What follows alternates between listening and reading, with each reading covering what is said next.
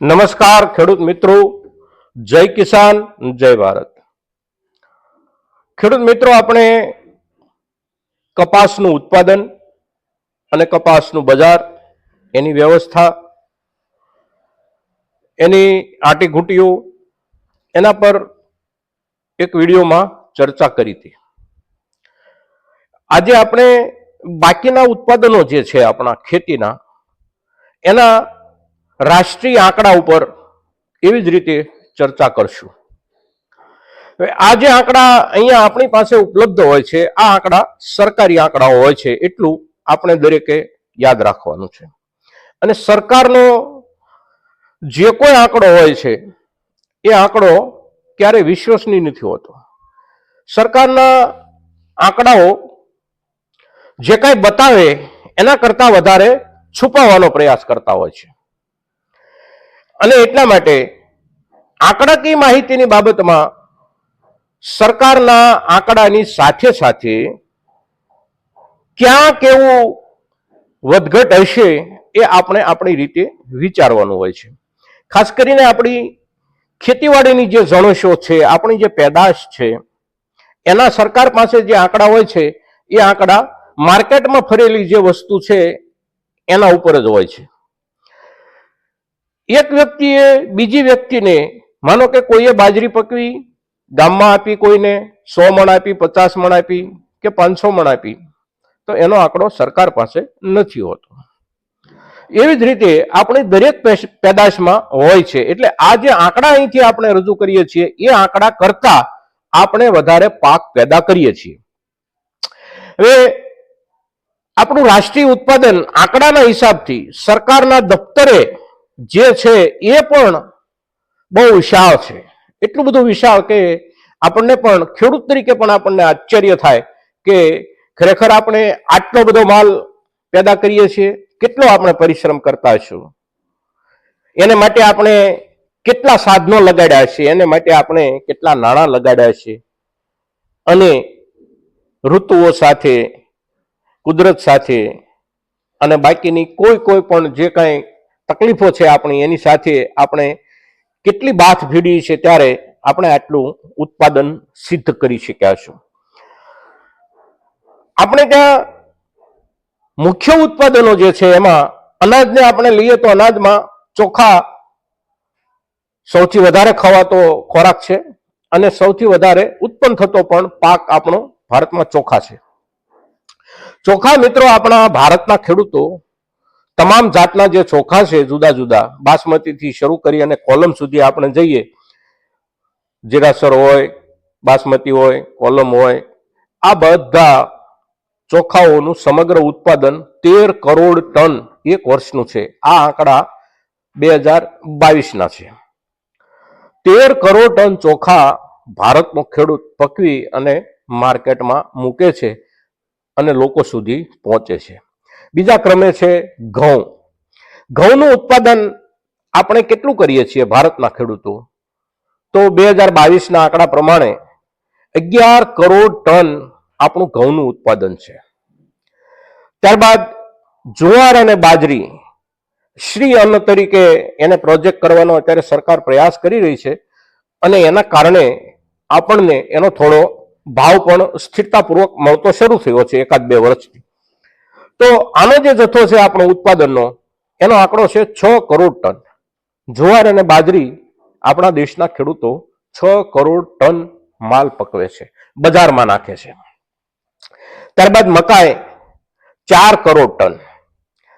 ત્યારબાદ મગ, મઠ, અડદ, આ જે કઠોળ છે એ કઠોળનો આંકડો 2 કરોડ ટનથી વધારેનો છે. તદ ઉપરાંત તુવેર જે છે એ લગભગ 50 લાખ ટન ભારતના ખેડૂતો ઉત્પન્ન કરે છે. ચણા લગભગ આપણે 1.5 કરોડ ટન જેટલું ભારતના ખેડૂતો ઉત્પન્ન કરે છે. એટલે કે માર્કેટમાં નાખે છે. ઉત્પાદન તો આપણે એનાથી પણ વધારે લઈએ છીએ અને આપણે આપણી આસપાસમાં વેચતા હોઈએ છીએ.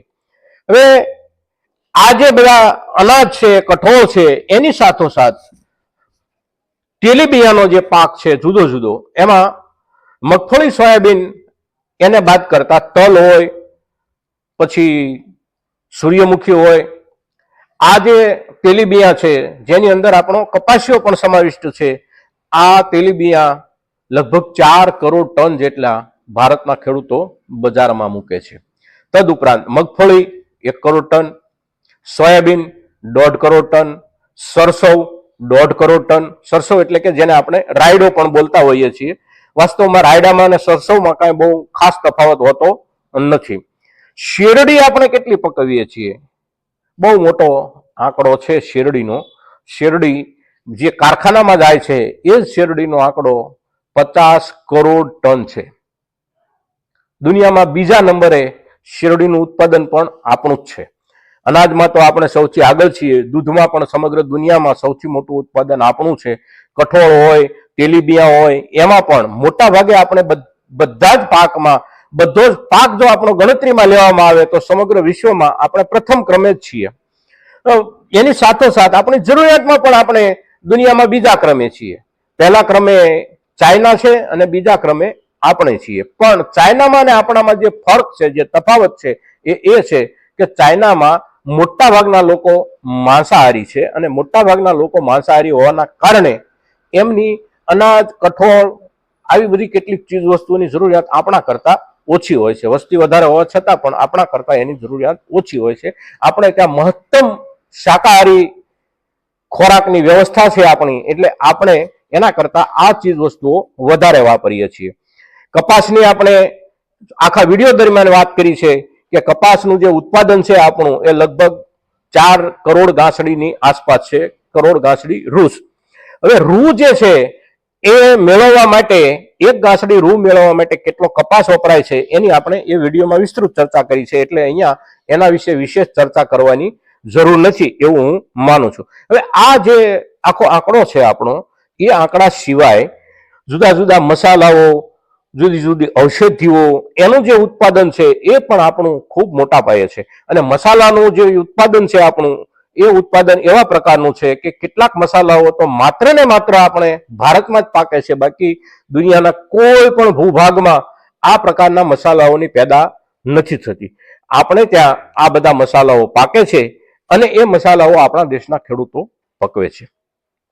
દરેક પાક વાઇઝ અનાજ હોય અને અનાજમાં પણ ઘઉં, ચોખા, મકાઈ, એવી જ રીતે કઠોળમાં ચણા, મઠ, મગ, અડદ, તુવેર, આ દરેક પાક પર, એક એક પાક પર આપણે થોડી થોડી વિસ્તૃત માહિતી આગળના સમયમાં વહેંચવાનો આપણો એક વિચાર છે અને એને માટે આપણે આગળના સમયમાં પ્રયાસો કરતા રહીશું કે ઘઉં દુનિયામાં ક્યાં વધારે પાકે છે, એકમ વાઇઝ ઉત્પાદન દુનિયાનો કયો દેશ વધારે લે છે, એવી જ રીતે ચોખા હોય કે કઠોળ હોય, તેલીબિયાં હોય, આ બધા જ પાકો પર પાક વાઇઝ આપણે ચર્ચા કરશું મિત્રો.